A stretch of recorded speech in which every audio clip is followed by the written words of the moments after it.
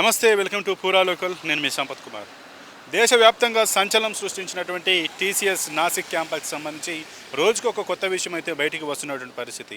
ఏదైతే ఒక మహిళా ఉద్యోగి తనను తన తన సహచర ఉద్యోగి పెళ్లి చేసుకోలేదంటూ, పెళ్లి చేసుకుంటానని చెప్పి తనతో శారీరక సంబంధం పెట్టుకొని వాడుకొని తర్వాత పెళ్లి చేసుకోలేదంటే ఆమె ఏదైతే కంప్లైంట్ చేసిందో, ఆ కంప్లైంట్ చేసిన తర్వాత టీసీఎస్ నాసిక్ క్యాంపస్ సంబంధించి రోజుకు ఒక కొత్త వ్యవహారం అయితే బయటకు వచ్చింది. ఆ అమ్మాయి ఏదైతే కంప్లైంట్ చేసిన తర్వాతకి ఆ అమ్మాయి 4 సంవత్సరాల్లో ఎటువంటి ఇబ్బందులు పడింది, ఎటువంటి మానసిక వేదన, ఎటువంటి శారీరక దాడులను, ఎటువంటి మతకు సంబంధమైనటువంటి ఒత్తిళ్లను అనుభవించిందో అవన్నీ బయటపడ్డాయి. దాంతోపాటు ఆమెతో పాటు మరొక 8 మంది మహిళలు కూడా బయటకు వచ్చి తాము ఎదుర్కొంటున్నటువంటి సమస్యలను కూడా ఆ టీసీఎస్ క్యాంపస్లో ఏ రకమైనటువంటి సమస్యలు ఎదుర్కొంటున్నారో, ఎటువంటి మతపరమైనటువంటి ఒత్తిడులు ఎదుర్కొంటున్నారో వాటిని కూడా వారు బయట పెట్టడంతో నాసిక్ కమిషన్ కూడా మహారాష్ట్ర ప్రభుత్వం ఏర్పాటు చేసింది. ఈ కమిషన్ కూడా దీనిపైన ఎంక్వైరీ చేస్తుంటే రోజుకు ఒక కొత్త విషయాలు బయటకు వచ్చినటువంటి పరిస్థితి.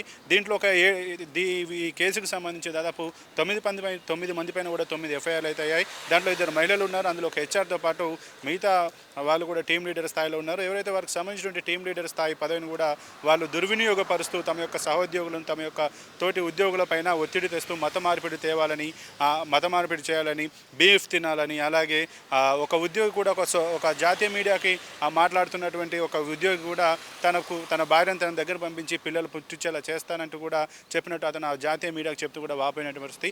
ఏదేమైనా టీసీఎస్ నాసిక్ క్యాంపస్లో మాత్రం ఈ యొక్క కలకలం, ఏదైతే ఈ లవ్ జిహాద్కి సంబంధించినటువంటి ఘటన ఏదైతే బయటపడిందో, ఇదైతే దేశవ్యాప్తంగా కలకలం సృష్టిస్తున్న పరిస్థితి. ఈ నేపథ్యంలో భారతదేశానికి సంబంధించినటువంటి ముఖ్యంగా హిందూ సనాతన ధర్మానికి సంబంధించినటువంటి బజరంగ్ దళ్ కూడా ఈ దేశవ్యాప్తంగా అంటే ఈ నెల 16, 17 తేదీల్లో దేశవ్యాప్త బంద్ కూడా పిలుపునిచ్చినటువంటి పరిస్థితి.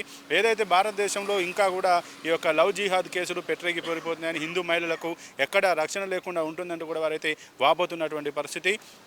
ఇక ఈ నేపథ్యంలో ఎవరైతే ఈ యొక్క కార్పొరేట్ సంస్థల్లో ఈ యొక్క నాసిక్ టీసీఎస్లోనే కాదు, ఎక్కడెక్కడైతే ఆ టీసీఎస్ క్యాంపస్లు ఉన్నాయో, అలాగే ఏవేవి సాఫ్ట్వేర్ కంపెనీలు ఉన్నాయో వాటిలో పనిచేసేటువంటి ఉద్యోగుల జాబితాలు, అంటే ముఖ్యంగా ఏదైతే ఒక కమ్యూనిటీకి చెందినటువంటి ఈ లవ్ జిహాద్కి సంబంధించి ఈ యొక్క మత మార్పులకు ప్రోత్సహిస్తున్నటువంటి ఏదైతే కమ్యూనిటీ ఉందో ఆ కమ్యూనిటీకి సంబంధించిన వారి జాబితాను పూర్తిగా విడుదల చేయాలంటూ కూడా వారైతే డిమాండ్ చేసినటువంటి పరిస్థితి.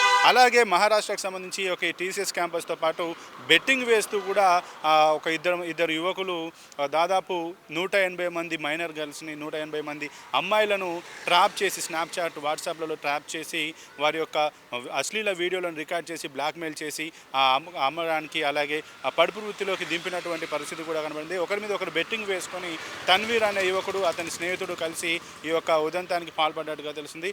ఎక్కడ చూసినా కూడా ఈ యొక్క లవ్ జిహాద్ అనేది బయటకు వస్తున్నటువంటి పరిస్థితి. ముఖ్యంగా ఏదైతే ఆ కమ్యూనిటీకి చెందిన వారే అమ్మాయిలను ట్రాప్ చేసి ఒక్కొక్కరికి ఒక్కొక్క ప్యాకేజ్ లాగా మాట్లాడుకొని, ప్రేమ చేస్తే ఒక ప్యాకేజీ, పెళ్లి చేసుకుంటే ఒక ప్యాకేజీ, పెళ్లి చేసుకొని మతం మార్పిస్తే ఇంకొక ప్యాకేజీ లాగా వారికి ఆ పెద్ద ఎత్తున డబ్బులు కూడా ముట్ట చెప్తున్నట్టు మనకైతే వార్తలు అయితే వినిపిస్తున్నటువంటి పరిస్థితి. ఇక ఈ కేసు ఏదైతే టీసీఎస్ నాసిక్ సంబంధించి కూడా ఏదైతే నాసిక్ కమిషన్ ఏదైతుందో అది ఇంకా పూర్తిగా విచారణ జరుపుతున్నట్టుగానైతే ఆ కమిషన్ యొక్క చైర్మన్ అయితే చెప్పినటువంటి పరిస్థితి. ఏదేమైనా ఇంకా పూర్తి వివరాలు అయితే బయటికి రావాల్సినట్టుగా తెలిసింది.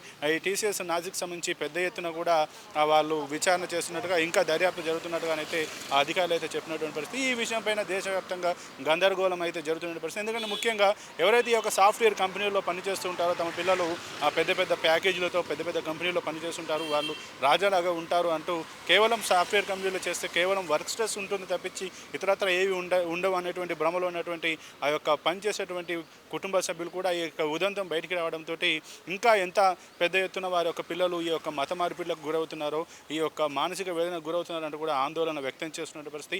ఏదేమైనా దీనిపైన ఈ వ్యవహారం పైన సుప్రీంకోర్టు కూడా దృష్టి సారించినట్టుగా తెలుస్తుంది. సుప్రీంకోర్టు దృష్టికి ఈ కేసు వెళ్ళినట్టుగా తెలుస్తుంది.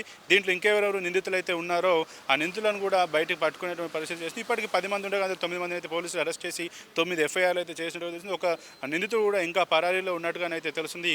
ఏదేమైనా దేశవ్యాప్తంగానైతే ఈ టీసీఎస్ నాసిక్కి సంబంధించి పెద్ద ఉధృతమైనటువంటి వ్యవహారం అయితే ఒక ఆందోళన అయితే జరుగుతున్నటువంటి పరిస్థితి. ఇక దీనికి సంబంధించి టీసీఎస్ కూడా తమ యొక్క ఉద్యోగులకు సెలవు ఇచ్చినట్టుగా రేపటి నుంచి ఆఫీస్కు రావద్దంటూ కూడా చెప్పినటువంటి పరిస్థితే కనబడుతుంది. ఏదేమైనా ఈ యొక్క ఘటన పైన ఇటు హిందూ సంఘాలతో పాటు బజరంగ్ దళ్ సభ్యులు కూడా పెద్ద ఎత్తున ఆందోళన చేస్తూ ఈ నెల 16, 17 తేదీలలో దేశవ్యాప్త బంద్కు అయితే పిలుపునిచ్చినటువంటి పరిస్థితి.